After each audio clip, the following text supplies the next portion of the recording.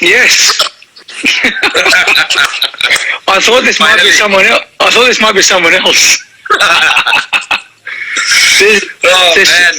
so many people requesting. You can't see what's going on. Yeah. This Instagram thing is not a piece of cake for anyone, man. It's just so difficult to get used to that. You should have seen me and Kane Williamson the other day. It was 25 minutes. He's never used Instagram in his life. Yeah. I can imagine. I think Rohit for Nadal the other day were like an hour trying to work out how they could talk to each other on this. Yeah. It's awesome. What's been happening? Yeah, not much, Davey. Just we're under immense strict lockdown. Yeah. So been just home for the past 40-45 days now.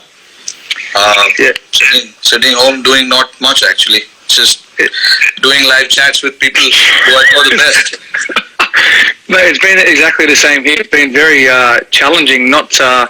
It's bizarre. Like you can't play like cricket. Like if you get dropped, okay, you understand. But like to be told by the government you can't leave your house, you have to stay indoors. You got to, work out how to survive.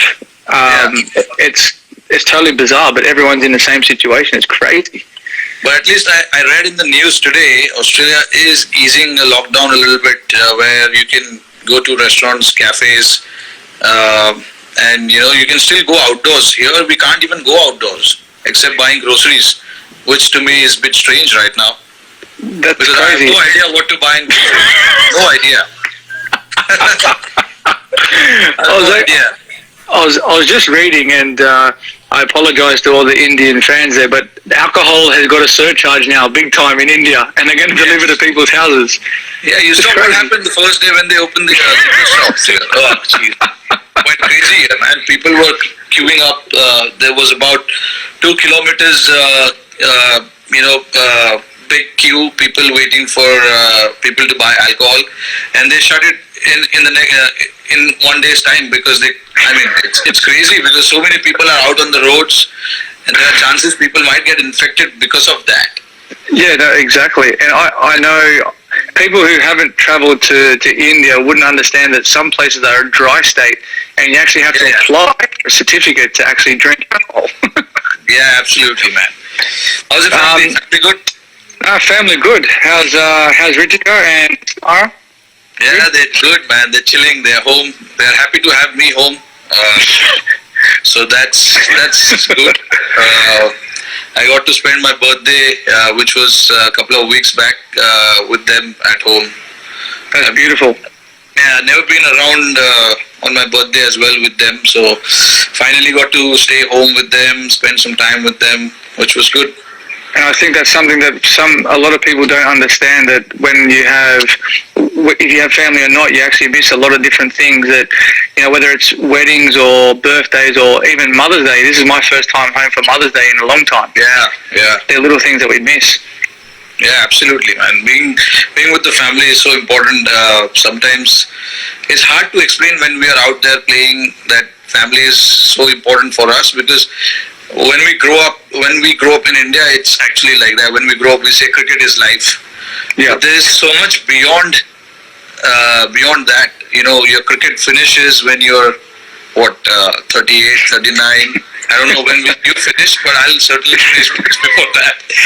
But so there is actually much more than that.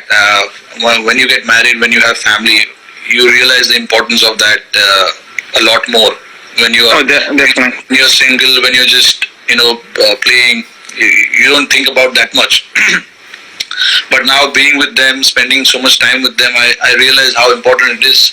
And they need us more than anything else. They need our support. They need us to be around to make sure that they are comforted as well. I'm sure it's the same with you. Yeah, you've got 3 beautiful daughters, and you've got a beautiful wife, and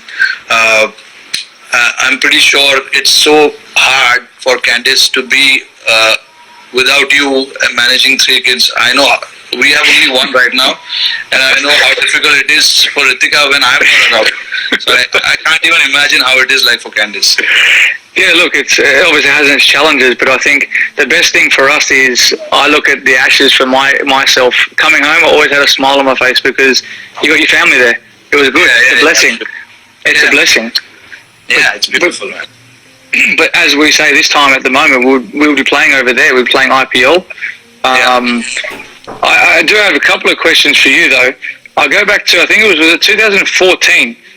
I want you to explain to me as a captain of a franchise.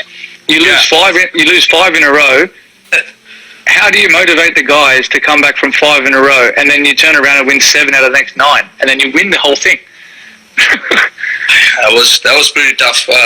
I remember we were going through really tough times. We were facing a lot of pressure from the spectators. You know how people in India, especially in Mumbai, they're quite passionate about cricket over here. And then the franchisee as well. Our franchisee owners, they're quite passionate as well about the game. So there was a lot of pressure. I still remember we were in Dubai for the first 5 games, and then we had head back to India.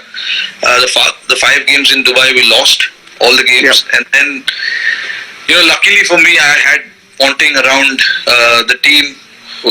I'm sure no better person than you to explain that or to understand that, because you know what impactful person he is when he's around the group. Yeah, definitely. I was watching your the series on Amazon, the Test. Yeah. And he was around with you guys during the World Cup, and I could think back and start imagining how he was. He was pretty much the same, motivating the youngsters around the guys, just feeling one of us, not the coaching staff. So he was doing the same things. And more than, one good thing that stuck out was about Ponting was he was only going to go and talk to the younger guys.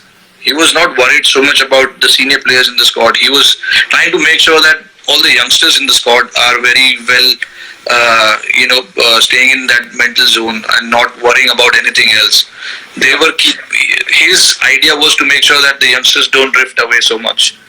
Yeah. I'm sure the senior guys will take care of itself, but it's the younger guys who I need to look after, and that's what he exactly did. And from once we returned to Mumbai, things changed. I remember he gave us that pep talk in Mumbai once we came to Mumbai, and everything changed around that, Yeah, that's good. I think you hit the nail on the head. He's a very passionate guy, and he'll always leave it upon the senior players to understand what they do, because you can't change guys who have been playing for 5 to 10 years international cricket. He's played it, he's lived it, and now he's coaching it. It's about the younger guys coming along with the experienced players to say, hey, there's always hope and belief, and that's one thing I think the same as with having Sachin around, or whether it's, I think Viru with me at Delhi, having these guys around, it's a bit of an energy boost for younger guys. And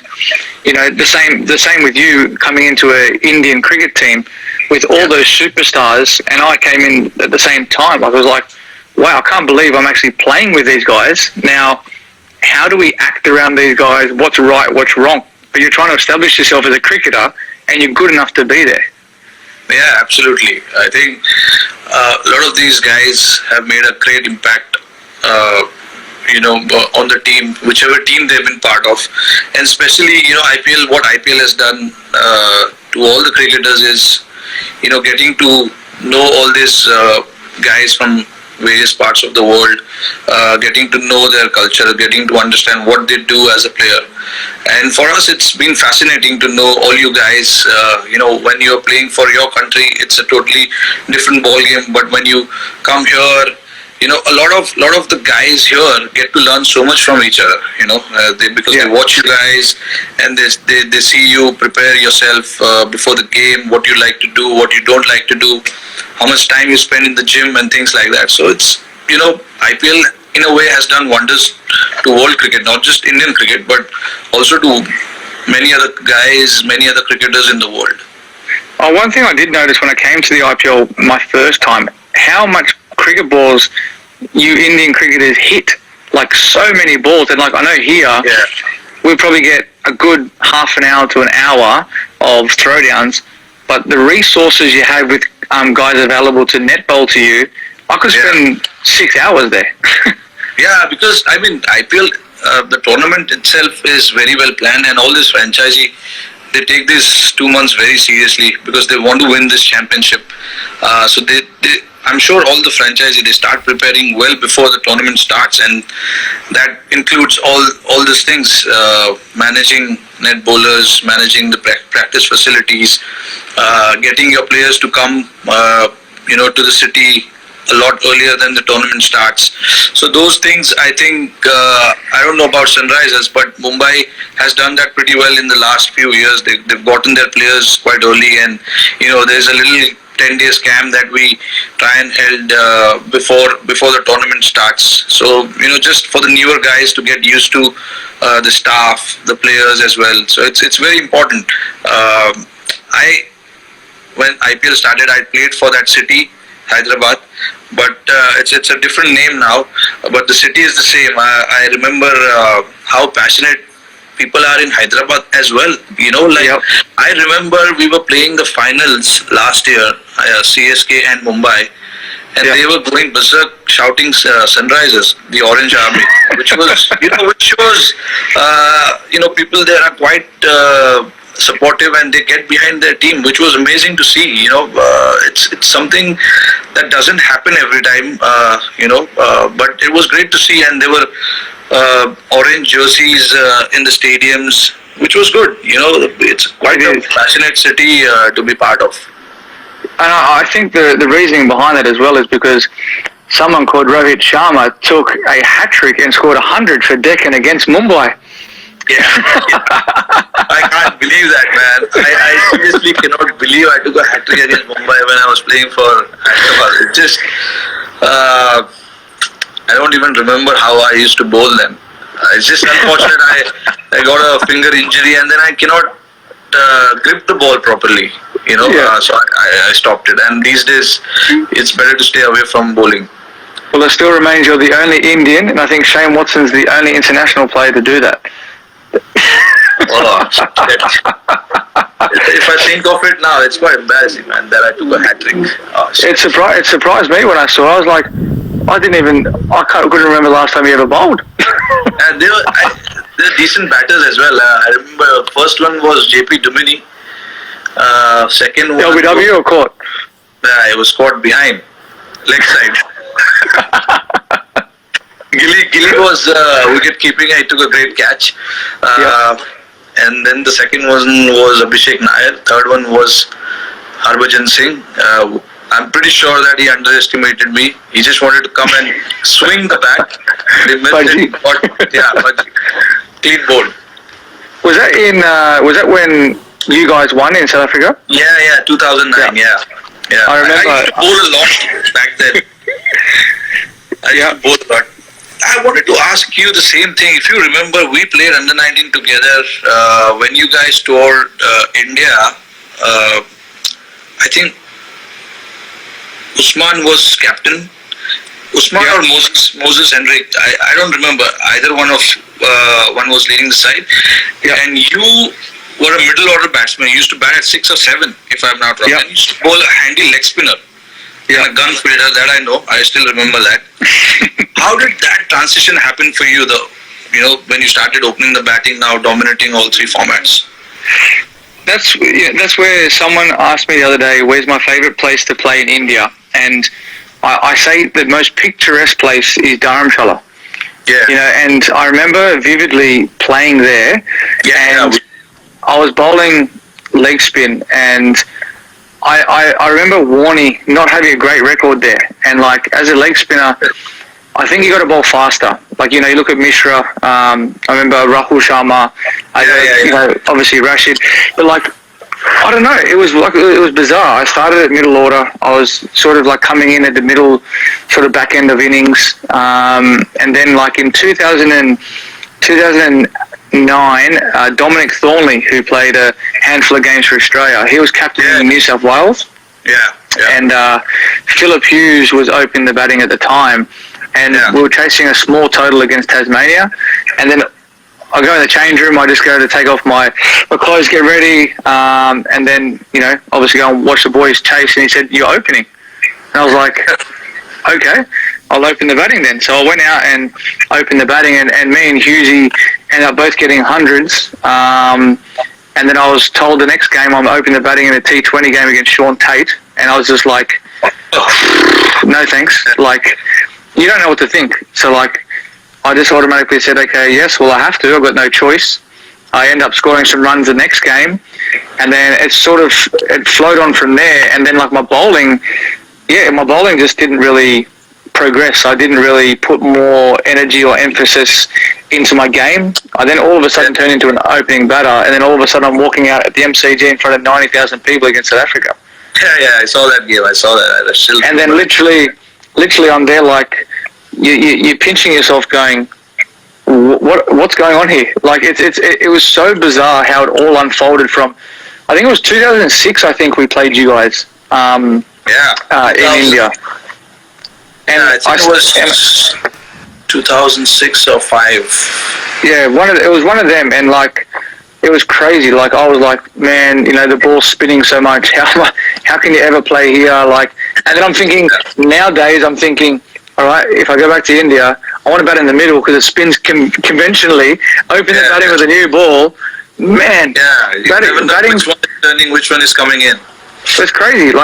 So second innings I find so tough because, obviously Ash has got good control where he goes over the ball, but as a batsman, people don't realise you can't see that far down the wicket where he's actually, if he's going like this or if he's going like that. It's very difficult. And with the new ball and it's skidding on, that's why I bet you would have hated facing Harenga Harath. Yeah, that's when, all these coaches, when they come and say, please watch his hand, please watch his hand. It's not so easy to watch his hand.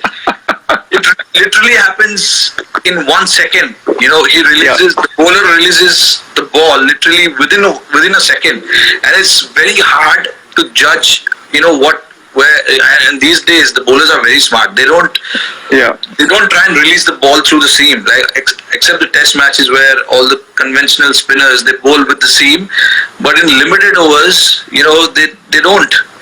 And in India, the problem is even the spinners, when the ball gets so roughed up, you don't see the seam so clearly. It's hard. Even in the nets when we bat, we often try and practice that. To try and see the fingers of the off spinner, the wrist of the leg spinner, but it's so tough. It's tough. It's not easy. Yes, in the textbook it says that you have to always watch the bowler's hand, but it's not so easy, man. Especially guys like Rashid Khan and all. I mean, it's so fast. It's actually so quick. You can't even watch what he's trying to do. You've almost got to it's hard to describe to people. If you're playing 2020 cricket white ball, you think, okay, it's probably going to slide on in the first 6. But with a finger spinner who can actually turn it both ways, you can only play on line.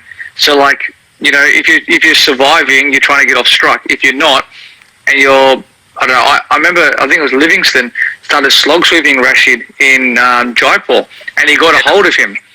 And normally I wouldn't bowl Rash in the first 6. But we had to because we were under the pump. So you go to, one of your best bowlers. So what do you try and get a wicket. But people don't realise if you put pressure on bowlers, especially in the first 6, you can get the upper hand. But after that, it's difficult. Once the ball gets older and it turns, where it does turn majority of places, except if you're batting second in Mumbai, it can be it's challenging. Yeah, with once the ball gets... That's one. What's your mindset there?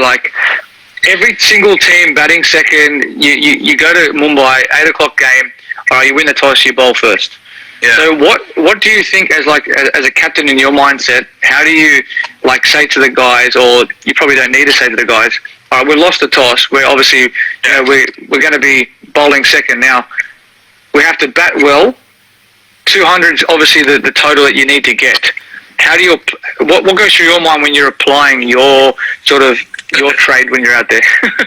I mean, yeah, the first thing, especially at Mumbai, everyone's watching me at the toss. So when I'm tossing the coin, I don't toss the coin. The opposition captain toss the coin. So when I'm at the in the center for the toss, I could see from my peripheral vision that there are guys all over me. They're watching me. What is happening with the toss? Because the toss is so crucial, and when I lose the toss, they seriously they feel that he's the worst guy in the world. They don't look at me, they don't talk to me for a second when I come back. But then, that's when my job comes in. I get everyone together and just, our preparation actually starts much before that toss, before the training session and things like that. I know it's important for the boys to know that, toss is under no one's control. We can't control the toss. We have to play good cricket. And if you look at Mumbai's record, we have won a lot of games batting first. At Wankhede, and that's mainly because of the plans, the strategy that we put in place before the games, and all the credit has to go to the coaching staff from whether it was Ponting, Bond, and all these guys. They put in a lot of effort. Now Mahela is working with us. So these guys have put in a lot of effort to make sure that we get our plans right. Once we have the plans in place, and in spite of that, you lose a game, it's fine. I mean, it happened to us when Chennai beat us last year, I think it was. Last year, or year before last, sorry. We got 160 and they were 50 for 5 or something, and Wayne Bravo came in and just started hitting, and he got the game away very easily. And we had guys like Bumrah and Mitch McClanahan bowling towards the end, so you couldn't expect Bumrah will give so many runs towards the end, because he's done that pretty well. He's handled that situation pretty well in the end. But that was his off day, and Bravo got him that day. And it's just one of those days. And so that's what what I'm trying to say here is that plans have been put in place, but there are days where everything will not go according to the plan. So you don't get frustrated. You just get everything together, come back the next day, try focusing on that. Because at Wankhede it's very easy to get drifted away, because sometimes you will think, we did everything right, but still we ended up on losing the game. That's where one place Boovy says he always likes bowling, is because the ball swings and nips around the first sort of 4 overs. Yeah. And it's always challenging. Bowlers are in the game at Wankhede for sure. The first few overs, if you pitch it in the right areas, there are chances you might knock the batsman early, and then after the 6 overs as well, the spinners come into game. The ball is a little dry, because you get good bounce. Sometimes it does turn there with the new ball as well. So it's even contest at Wankhede, I feel, but on days where it's absolutely belter and flat, there's not much to do for the bowlers except to just stay quiet in one place and keep bowling what you do. Yeah, exactly. It's a bit like Hyderabad as well sometimes. When you get on it's actually bizarre, because I think maybe the same as Wankhede, but we know at Hyderabad, if you use one side of the square, it's going to be absolute belter, and then the other side of the square, it might be 150, 160, and you have to work out how do you plan accordingly, because usually we're giving away our tips here, but on one wicket you go, right, well, it's better to bat first, and on the other side it's better to chase, because a lot of grounds are quite similar. I look at Kolkata, that's now one of the best batting wickets as well, because it's not like a big turner like it used to be. And I think a lot of people don't realise we can't go out there and hit every ball for 6. We're not Hardik, or we're not Andre. We can't do that. Sometimes it's impossible. I think, was that Budgie on there?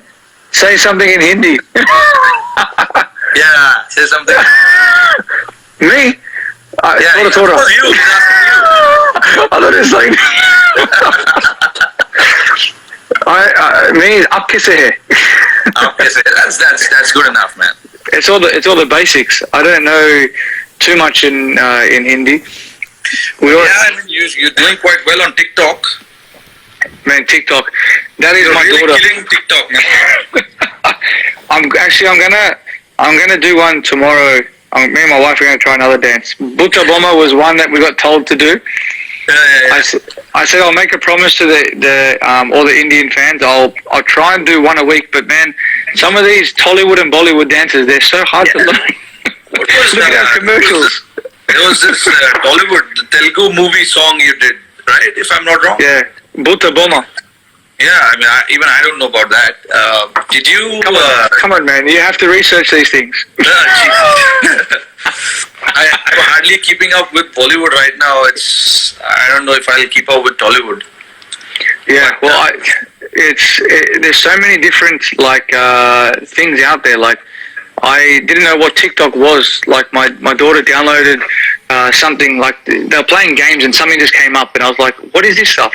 And she's like, it's TikTok. Yeah, so I scrolled through. I remember last year one of the cricketers was like, you got to watch this stuff. It's funny.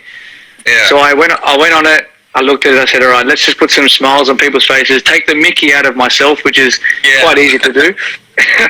But yeah, like it's a little bit of fun. And look, I don't know how long it will last, but hopefully once this pandemic's over, you know, I think the ICC World Cup, maybe that's in sort of you know, it's probably not going to go ahead, I think, by the looks of what's happening here. I think getting everyone into one spot's going to be difficult. But actually, that's what I was saying. I was reading today. It would be, to me, a lot of people talk to me about like what's our rivalry like, and I was like, you know, it's when you walk on the field, it's completely different. When I walk on the field for Sunrisers, when you walk on the field for Mumbai, it doesn't matter if you've played with that person for X amount of years. You're playing for that team that you're in. So it's combat. It's combat mode. You know, you're competitive. Yeah. It's passion.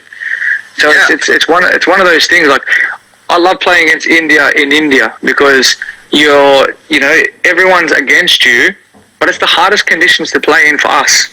It's like when you guys come here, it's hard conditions for you because you're not used to it. So, you know, you've almost got this more motivation to succeed. Yeah. But well, it's very difficult. I personally love playing against Australia. Whenever you know, there's an opportunity to play against Australia, it's a different feeling. And last year when we were in Australia, when we won the series, which has never happened before in the history of Indian cricket, it was good for us as a team. I know you guys were missing, but still, I mean, you know, what the bowlers did there, what the batters did there for us was a great boost, you know. And actually, we were quite looking forward to this year's tour as well. I hope somehow, you know, both the boards, Australian board and Indian board, they somehow try and manage to do something and get this series underway, because it'll be great for the teams as well, firstly, but also great for people to start cricket with. You know, that'll be a great series for people to watch, and you know, that's a great way. Will be a great way to kick off, you know, the cricket in the world if that happens. I don't know. IPL is likely to happen at some stage as well, but I have no idea about what date or what month it would be. Once everything settles down a little bit, probably will be a better idea for us to judge whether it is likely to happen or not. But I'm really looking forward to that Australian tour. I hope it really happens in Jan or Feb or whatever, whenever it is. I really hope that happens, because we love coming to Australia. We love playing against you guys. It's great contest with you guys. You know, we know once we go to Australia, once we land in Australia, nothing comes easy. Not just the runs or the wickets, but also when you are out, you know, buying, out shopping or anything. Nothing comes easy there. So we love coming there, and you know, it's one of my favorite places in the world, Australia. I love going to Australia. The crazy thing is, when you guys come here, it's like we are playing an away game. Your supporters are crazy. Like, they come out, and we absolutely love it. Like, you get the Swami Army, you get the drums coming out. It's one of the series I always look forward to, and that's one thing I like playing against England as well, because of the Barmy Army. You've got so much external stuff. And people, it's not rude of me saying this, but when we're out playing a test match in the field, sometimes you're standing out there going, all right, when's the day going to finish? You know, especially if you're having a tough day. But everything just gets you through the day, and when everyone's up and about and whatnot, it's fantastic, and it's awesome. And actually, watching that series was quite challenging, because you can't do anything. You can't help anyone. Your bowlers were on point. Like, they, you know, obviously we had some left-handers in the team. Where your guys, I think, hands down, probably the best attack against left-handed batsmen in the world. Like, they zero in on one spot, and very rarely do those three guys miss their spot. Yeah. You know, and it's a big credit to the way that you guys prepared as well. But mentally as well, like, it was a great thing for obviously Indian cricket, as you said, but it was hard to watch. It was very, very hard to watch as an Australian cricket player, because one, helpless. I couldn't do anything. But I know the guys fought well, and obviously as we talk about rivalry, you know, obviously I hope it does happen, because, you know, we get another opportunity to go against each other, and I'm looking forward to that battle again when we come back over to India. You know, because they're the series that people don't realise. They're the ones that you, like, basically you're not how do you say it? You're not meant to win those series when you go away to an opposition country. You're the underdog. You know, you're prepared to put up a great battle, but you know, when you do win those, it means so much more. Yeah, absolutely. I think that's something that I wanted to ask you. I'm sure it must be really, really hard for you to be away from the game during that phase. But you made a great comeback after that. Since IPL, that was the first tournament you played after that, and if I remember, you had solid impact when you left for the World Cup preparation, and then the World Cup, and then obviously Ashes didn't go, but you know, you got a highest score for Australian. No, not the highest, the second highest. Hayden, how? Hayden highest.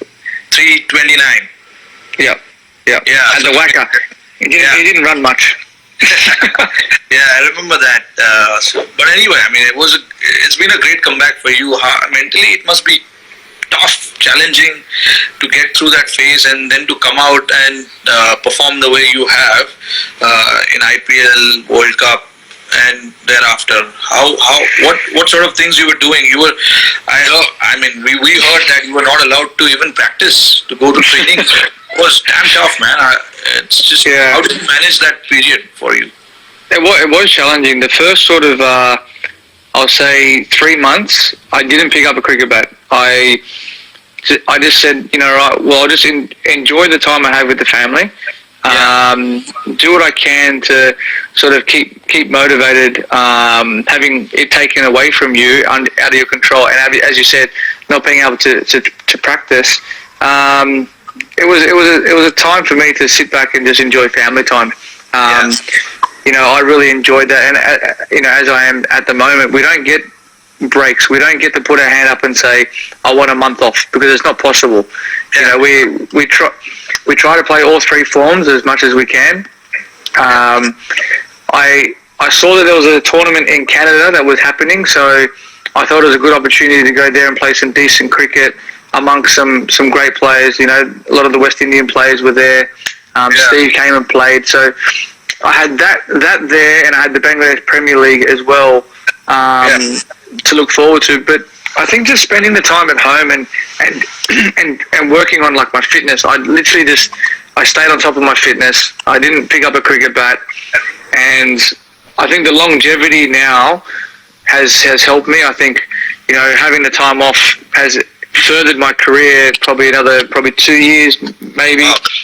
As you said before, like, 3 daughters. You got a daughter. People don't understand. We do have one of the best jobs in the world. You know, we love playing cricket, but the challenges we face are, you know, leaving the family at home. You know, the wife to look after the kids all the time. It's not fair, and for us, it's about, you know, leaving the game in the right way. You know, for the next kid to come through and take our position and you know, leave the legacy that they want for Australian cricket or Indian cricket. And we have all these other tournaments we can move on to. You know, once we're done with our international career, we can keep playing IPL. We can keep playing in, you know, the Big Bash here and whatever other leagues there are, because, you know, it's great to keep us in the game at this age moving forward. And it's great for the young guys to come through and move our international cricket on as well. So, but yeah, to sort of summarise that was just more keeping on top of my fitness, spending time at home, and having that drive and passion to come back and say, look, I still belong here, and I deserve the opportunity again to come back to play for my country, because everyone makes mistakes at the end of the day, and you know, to come back and, you know, we always talk about, people like to knock people down, bring them back again, and it just has that ebb and flow kind of thing to it. But it's been good. That IPL was one of the things where I enjoyed, was coming back, not having to captain, and being under Kane, who's one of the nicest blokes in the world, and seeing his knowledge about the game and how he reads the game. It was good in that sense as well, because I got to just enjoy the game, which you know, it's sort of, people don't realise the pressures that actually come with performing in every single game that you play, whether it's for Australia, India, IPL franchises, or the hardest thing I find back playing is like domestic cricket, like same as you, Ranji Trophy, because there's more focus on you. You play for your country, where you should be dominating state cricket, which you should be, but sometimes you're not going to be able to. It's very difficult. Like, you know, some of the guys you've never faced before, never seen before, you can get a good ball. I mean, especially after playing so much international cricket, you have to go back and play state cricket. It's kind of, you know, challenging for you to pick up and be motivated to go and perform. You know, it's not that easy, because you're always used to playing under the high pressure situation with so many people watching you in the stands, and suddenly that being taken out, it's kind of challenging, and it's little you got to find motivation to go out there and play, which is why you do you try and not get dropped from the squad. That's what happens. You know, if in India, I don't know about Australia, like, you know, a lot of you guys still, while you're playing for the national team, you still go and play domestic cricket. But for us here, it's very tough to play domestic cricket, because our domestic season and international calendars, you know, they're together. So we really can't play domestic cricket unless you're dropped from the team. Only then you have chance to go back and play. Speaking of this empty stands, you guys were the only team who experienced that against New Zealand. The first ODI you guys played, it was in empty stands. How did that feel? I think this is going to be the future of cricket, at least for a while. The most bizarre thing was, as a batsman, when you play a shot or the bowler bowls the ball, you always look up to watch the replay. There was no replays. There was nothing. So you hit a shot, and all you hear is the echo of the cricket ball. And then you might hear one or two claps from the boys. But it was really bizarre. Like, we're so used to calling yes, no, and I was like, you don't need to say it that loud anymore. Like, it's like but it was really bizarre. It was literally like we were playing a warm up game. Like, it was really surreal. It wasn't hard to get up and play it, but like, it was more the fact that, like, you're like, how do you know what it's like at home watching the game? Like, it was really bizarre. But, you know, it was a good game that we played against each other. But I don't know how long you can sort of sustain that, because you gain momentum from home crowd advantage. You gain your momentum from, you know, when you hit a nice shot, the clapping from the crowd, it gives you that motivation. And gives you the adrenaline. It is so bizarre. And like now our rugby league is starting up again, and they're playing in front of no crowds as well. I watched a couple of games before on TV before it got shut down. It's just weird watching. It's really weird. So like, it's very hard. I don't know what it's going to be like if we come there and the IPL goes ahead at the end of the year. You've got to be very, the government's doing this for the right reasons. Obviously, lives are being lost. It's not like, they're not saying don't go outside because, they just don't want you to get infected. They don't want you to catch it. They don't want you to spread it. And like here, a lot of the people have been listening, and there's a lot of people who haven't been listening. It's the same. It's challenging. Same situation in India as well, and we've got so many people here. That's very hard, and it's very hard to control everybody. Like you saw what happened outside the liquor shop. But I saw police making people do push-ups in the street. I mean, they are finding ways to scare people. Like that is one of the things that they did. The other thing they did was chopped off someone's head with a razor. Took him, made him absolutely bald. So they're doing different kind of like all this weird kind of stuff to make people scared. But eventually, it's our responsibility to make sure that just try and stay indoors. And the only way we can contain this is by doing that. There is no other way. Exactly. Until we find a cure or a medicine for this, we got to stay indoors. I mean, that's really the only thing. Exactly. I got one question. With Shika, does he make you face the first ball? He is an idiot. What can I say? He doesn't like it, man. He doesn't like to face the first ball. He always says to me, the only time he ever wanted to face the first ball was when Harbhajan was bowling. Yeah, he goes, likes to take on the spinners, but he doesn't like to take on the fast bowlers. But same as Finchy. Finchy always makes me face the first ball. Oh yeah. I mean, it's the same here. I remember there was this was way back in 2013, the day when I started opening the batting for India in limited overs. It was my first game as an opener, second game as an opener in Champions Trophy. And I asked Shikhar, okay Shikhar, we're playing against South Africa, guys like Steyn, Morkel. I have never faced them with the new ball. Okay, so you got to take the strike, man. He's like, no, Rohit. I mean, you've been playing for a while. This is my first tour. I want to. I can't. I mean, you got to do it. I said, really? The guy who's a regular opener doesn't want to take the strike, and you want to take the strike. And then I took the strike. The first few balls, Morkel bowled. Morkel was. He was bowling the new ball. The first three balls, I didn't see the first three balls, honestly, because I was not expecting the bounce.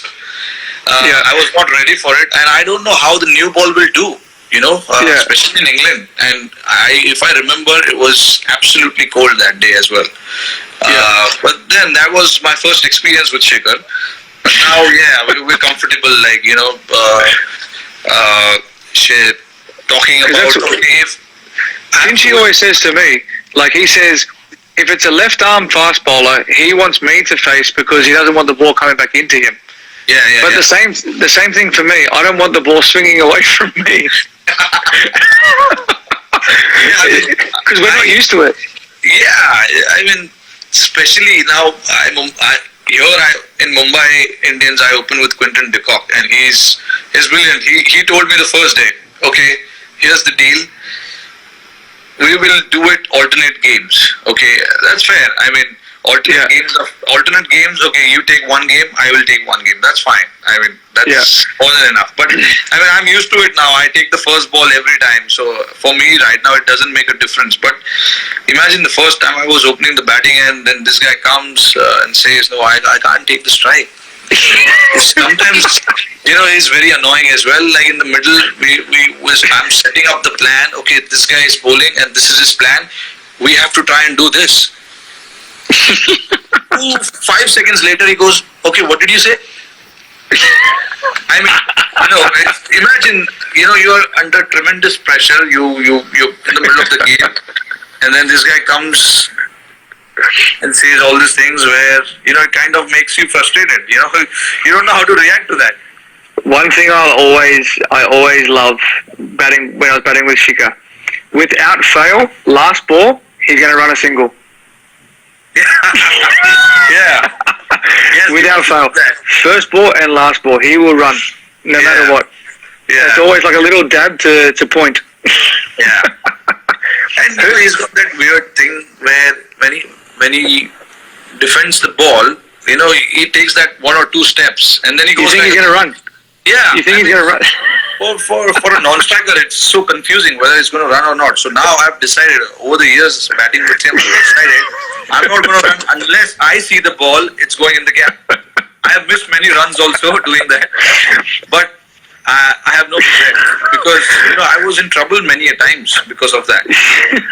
I said, unless I see the ball going in between, I'm not running. I'm glad that you said that because I was like, when I was batting with him at Hyderabad, I was like, I hope someone can say the same thing. It's very hard to judge. Very hard to judge. Unless he hit an aerial, I wasn't running. I couldn't run. Yeah, I think we've not ran out each other so many times. It was very similar batting with Gigi. Gigi was the same. Yeah, he always look to run the third man, or he'll run. Sometimes, you know what it is? If they hit a good shot out of the middle, they'll run. Yeah. But I mean, I enjoy batting with him. The only reason is like he's so elegant on the offside, and he likes to take on the bowlers with the new ball, and that allows me to take time. Because naturally I'm not an opener, so for me to find boundaries in the first 10 overs is not easy, which is why at times you see I like to go aerial and play those cross-batted shot, which has gotten me into trouble many a times. But Shikhar, on the other hand, he's so good with his hands on the offside, and he if you look at the average boundaries that he hits, it's in the first 10 overs. Yeah. When the fielders are in, and he likes to do that. And I'm the opposite. I like once the field is spread, and I can take singles, and it makes my job easier as well when I'm batting with him. So in a way, he's a little irritating, but at the same time, he's done my job also. So I'm happy. Exactly.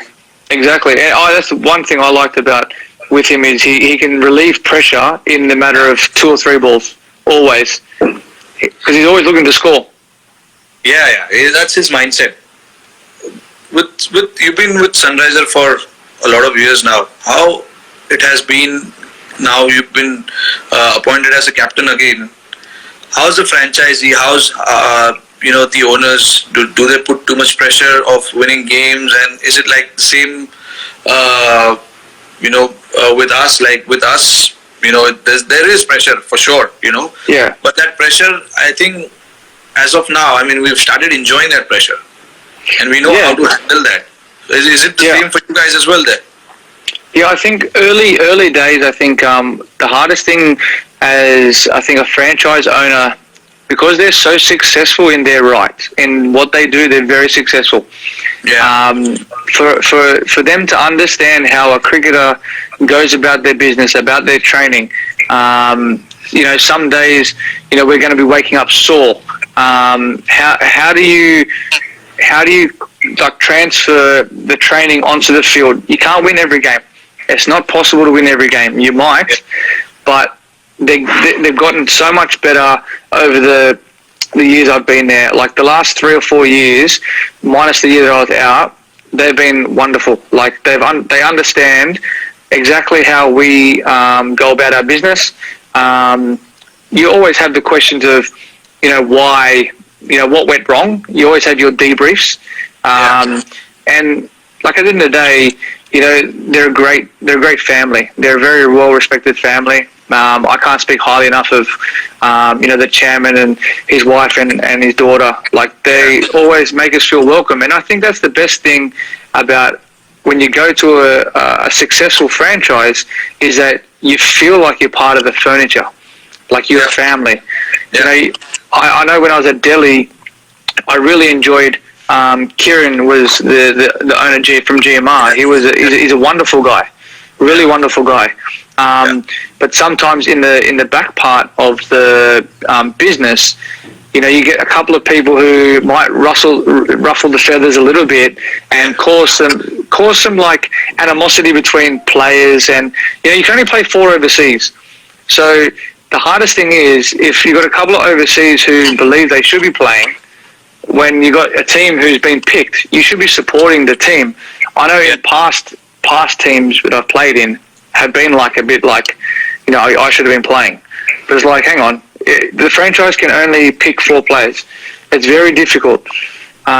So having been with Sunrisers, they totally understand everything, and I can't speak highly enough of them because they've treated me and my family well. They treat the guys well, and I think the respect that I have for them, obviously asking me to be captain again, because I had so much respect for their decision last year because it was right. They just wanted me to play with no pressure, freedom, and do what I do best, and I really enjoyed that. And I actually watched the Mumbai Indians documentary, and look, I can say it as well, being through this test series that was on Amazon, it does become a bit claustrophobic because the camera's around all the time. So you've got to be careful sometimes with what you say, how you behave. There's been games where I've come in, I've thrown my bat, and broken the chair. You obviously you can't do that. But we get angry. Like we got out. We're angry at the way that we got out. But I love that series, and I could see the passion from your owners and the son. He makes me laugh because he's so passionate and driven for success, and that's why. And it reflects down on the players as well, and it helps. It obviously must help having Sachin around as well. For younger guys to see Sachin, to speak to him, to be in the same change room, like, man, that's a big thing, and that must motivate a lot of the guys. I think that's what IPL has brought to the table, like especially for the younger guys who, besides playing for their state team, they get to rub shoulders in IPL with all the international players, with all these big names in Indian cricket as well. So that is one thing that they've done really well. Charles just said, I've got patience watching the documentary. I was waiting for his comment to come because honestly, I was a little surprised that he hasn't commented on it yet. There he is. Him and his TikToks as well. Who in your team is like Chahal? You know what I mean? Oh, Khalil. He does not listen. He does not. He might as well walk around with the phone taped on his head. These guys are crazy. But as you were saying. So I mean, that's what IPL has done, bringing all these players together. It gives them a great opportunity, and when I talk to them now, all these younger players, they seem to be so confident about their game, about what they want to do. So it's in a way, it has done wonders over the years, and I think I really hope that this pandemic stops pretty soon, and then we get to do what we love and start playing cricket again. There was someone before, they said something about we're no Smith and Kohli, but at the end of the day, we make Smith and Kohli because we take the shine off the ball. Absolutely. It's the hardest job in the world. It's like being president or prime minister. You open the batting. You're like guinea pigs. I mean, a lot of people also tell me that because the reason you have scored double hundred is because you open the batting, but they don't understand what happens with it when the conditions are tough, when you have to face guys like all these guys who bowl 150 plus. It's not easy. I mean, whatever we try and do is in the best interest, and also any position you bat, it brings the own challenge. Whether you open the batting, you bat number 3, 4, 5, and there onwards, it's a different challenge. But what goes through your mind? I haven't scored a double hundred in one day cricket, but do you get to a point where you just go, all right, I'm just going to try and hit every ball for a boundary? I don't do that quite often, but honestly speaking, I feel once I get past 100, I feel I cannot really get out unless I make a mistake. Because when you have scored 100, you've obviously put pressure on the bowlers. You are seeing the ball nicely. You are aware of the conditions, and you know who's not in great form in terms of bowling options at that point. So you know all of that. So you try and figure out your way and just try and get through that 10, 15, 20 runs, and then there onwards from there. I feel I've always talked to myself that you can't get out unless you make a mistake. So you just make sure that any bowlers who's bowling at you, you just try and find boundaries rather than hitting big shots. Boundaries are as good. So I try and hit boundaries rather than hit sixes and try and hit big shots. I mean, I also know that I'm not such a powerful hitter. It's better for me to pierce the field rather than clear the field. So these are the options I calculate, I analyze a little bit, and then sometimes it works, sometimes it doesn't. Yeah. And which don't be biased here, but where's your favourite Indian place to bat? Which Indian ground? You're playing 2020 cricket. You're not playing test matches or anything like that. I mean, I have great record at Eden Gardens for sure. Yep. So I would say Eden Gardens because all the memories, important memories have come at Eden Gardens. Like my first IPL 100 is at Eden Gardens. My 264 when I scored was at Eden Gardens. My first Test century is at Eden Gardens. So I actually love playing at Eden Gardens. It's just got something different about that place. The outfield is really fast, and it's a paradise to bat. That ground is something special. Yeah, and I love batting in Melbourne as well. I love that atmosphere. Melbourne's good. The whole stadium itself. I just love it. I just love that. Yeah, I love batting there under lights because you got like all the lights are shining down on you, and there's it actually feels like you can't get out. Now that's how you feel when you're out there. It's a beautiful place to play cricket. But in India, like I can't go past like Dharamshala is one of the most picturesque places I've ever played cricket. Like that test match, we played a test match there. Like I was like, I could sit here for weeks. It's so peaceful. It's calming. It's like you're not. It's like you're not in India. Like it's crazy. It's like you're in Switzerland or something. You feel that way sometimes because how beautiful it is, and especially the mountains and all that behind the stadium. It's just unreal sometimes. People keep on hitting and saying RCB gonna win. RCB gonna win. I don't know about that. I mean, I tell you what, they've had the best. I think honestly, they've probably had the best team for 10 years. Yeah. I mean, we honestly speaking, we sit and plan for RCB more than any other team because of their batting lineup. I mean, their batting lineup is just unreal, man. To have that batting lineup, our meeting finished. I mean, it goes up for a couple of hours, especially when we play against them. It's been unfortunate, but I think they've got balance this year. That's the reason. I mean, I was looking forward for this year because all the teams, if you look at it, they've got great buys this year. This is very, very good. Yeah, so I was sitting and analyzing about all the composition of the different squads. All the teams, they look very much in balance. And I mean that's something that we can hope for the IPL to happen, and we'll see, what the players and. Do you reckon ever will there be a chance to play 5 overseas? Yeah, they might do that.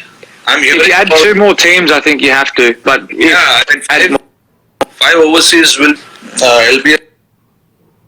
Sorry, it'll be different, but when probably they add 2 more teams, it'll be nice to have them. Yeah.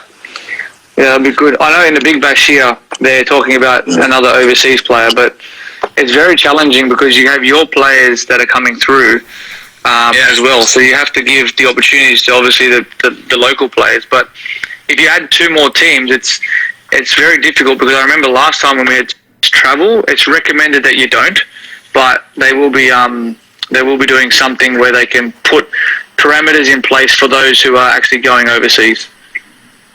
So let's say if we guys want you over for IPL in September or October, will you guys be able to travel around that time?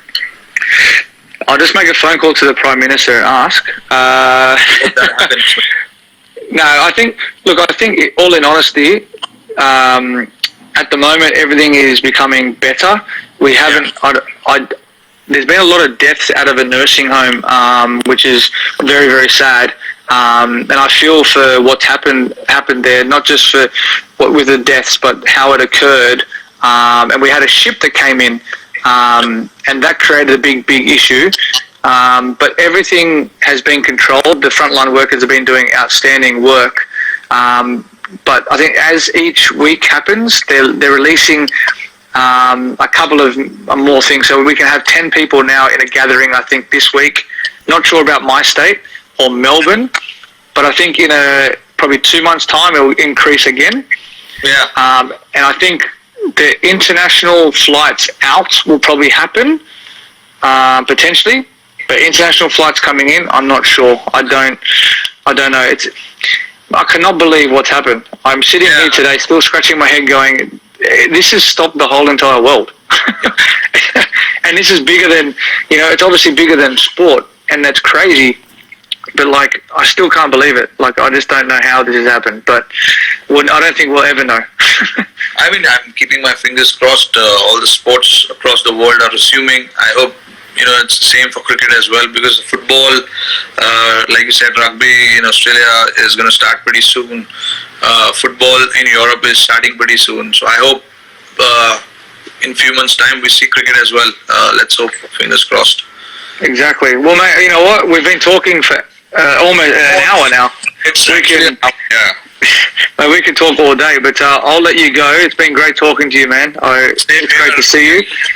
And hopefully we're over there soon before you guys come here. But hope everyone keeps safe down there. Same from my side as well. Look after your family. And we shall see you soon. Likewise, mate. Take care. See you, buddy. Thanks, David. See ya. Bye. Bye.